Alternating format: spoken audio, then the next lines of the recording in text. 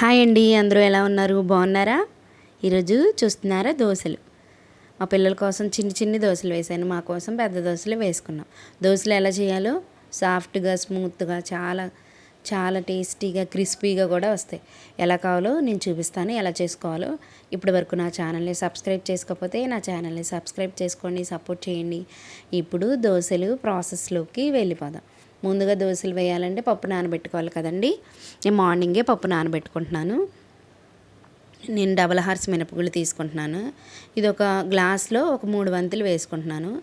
మినపప్పు వేసుకుంటానండి, పట్టుపప్పు కొంచెం ఒక 4-5 స్పూన్లు అది కూడా వేసేసుకుని, అలా పొట్టు కొంచెం కలుస్తుంది కదండి, అలా తింటే మంచిదని అలా వేస్తాను. నేను ఒక గ్లాస్కి 3 గ్లాసులు బియ్యం వేసుకుంటాను. నేను గ్రైండర్లో వేసుకుంటున్నాను కాబట్టి 3 గ్లాసులు 1కి 3 వేసానండి.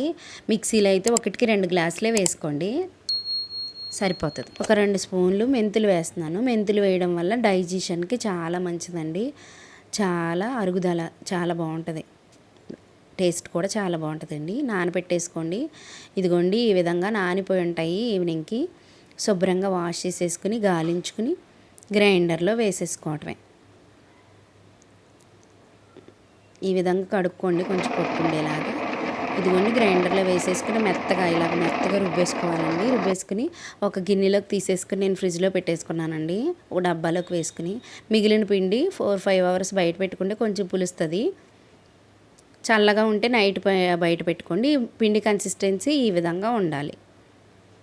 ఇప్పుడు ఒక ప్యాన్ పెట్టేసుకుందాం. ప్యాన్ పెట్టేసుకుని ప్యాన్ హీట్ అయినాక ఎక్కడైతే దోశ వేస్తున్నామో అక్కడ ఆయిల్ కొంచెం వేసుకుంటున్నాను, ఒక చుక్క అట్లా అప్లై చేసుకోవాలి. చిట్టి చిట్టి దోశలు వేస్తున్నాను నేను. కొంచెం పిండి తీసుకొని చిన్ని దోశలాగా, మరీ పలచగా కాకుండా కొంచెం లావుగానే వేసుకోండి.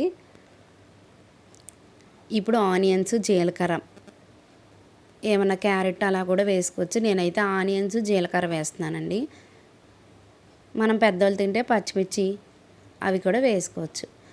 ఆయిల్ వేసేసుకొని చూసుకుంటూ కాల్చుకోవడమే. పిల్లలు ఇలా చిన్ని చిన్ని దోశలు వేస్తే చక్కగా ఇష్టంగా తింటారండి. అందుకే ఇలాగా పిల్లల కోసం ట్రై చేయండి. ఇదిగండి 2 సైడ్స్ కూడా కాల్చేసుకున్నాము. ఇప్పుడు పెద్ద దోశ కూడా వేద్దాం, ప్లేట్లోకి వేసేసుకుందాం.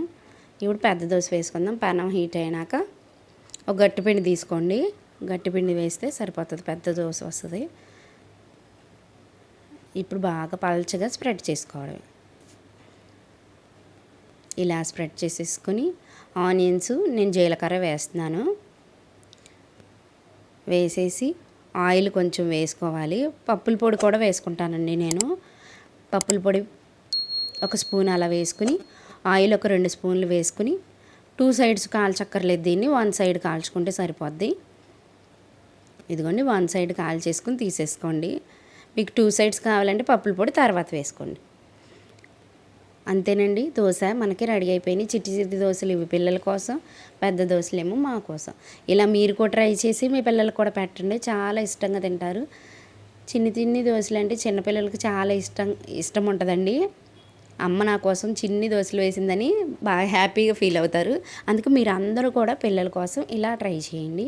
ఈ దోశలు చాలా బాగుంటాయండి, చాలా టేస్టీగా. ఇందులో మెంతులు వేసాం కదా, అసలు కడుపు నొప్పి అలా ఏముండదండి, చక్కగా అరుగుదల ఉంటుంది. మీరు అందరూ కూడా తప్పకుండా ట్రై చేయండి.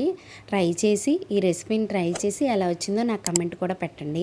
ఈ వీడియో మీకు నచ్చినట్లయితే ప్లీజ్ నా ఛానల్ని సబ్స్క్రైబ్ చేసుకోండి, సపోర్ట్ చేయండి. Thank you.